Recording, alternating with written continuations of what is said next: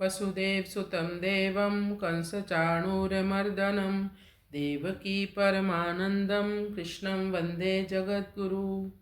आप सबका स्वागत है श्रीमद् भगवद गीता के इस दूसरे अध्याय में। अब हम अगले श्लोक का पाठ करते हैं। विषया विनिवर्तन्ते निराहारस्य देहिनः रसवर्जं रसोऽप्यस्य परं दृष्ट्वा निवर्तते।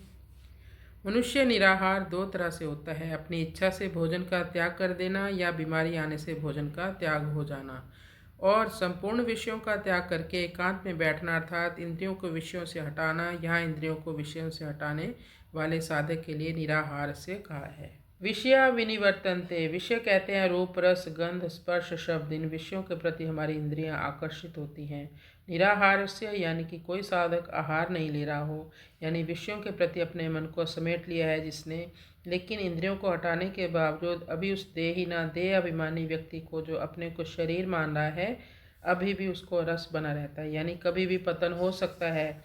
लेकिन एक साधक का कब पतन नहीं होगा? जब रसवर्जम रसोऽप्यस्य, जब उसने उच्चतर स्वाद का स्वादन कर लिया हो।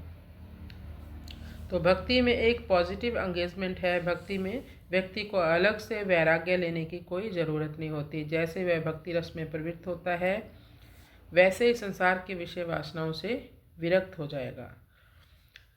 तो ऐसे भक्त को स्वादिष्ट प्रसाद खाने को मिलता है, भगवान को भोग लगाया हुआ कीर्तन सुनने को मिलता है, नृत्य करने का अवसर मिलता है, भक्तों का भगवत प्रेमियों का संग करने को मिलता है। तो आसान हो जाता है संसार के विषय वासनाओं से मुक्त होना।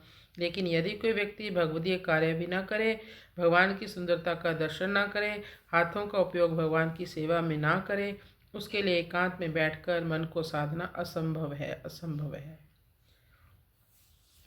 हमें भगवान की सेवा में लगना होगा। इंद्रियों को उनके विषयों से हटाने वाले देह अभिमानी व्यक्ति विषयों से तो निवृत्त हो जाते हैं, परंतु विषयों के प्रति जो खिंचाव है, यानी जो आकर्षण रहता है, जो राग है, उनसे निवृत्ति नहीं हो पाती।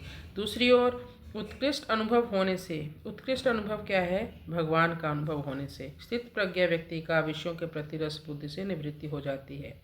जैसे लोभी व्यक्ति को पैसा गिनने में रस मिलता है, छोटे बच्चे को खिलौनों से रस मिलता है। भक्ति रस सबसे श्रेष्ठ रस है, लेकिन जब उसे भक्ति रस का अनुभव नहीं होता, तब तक संसार से विरक्त नहीं हो पाता।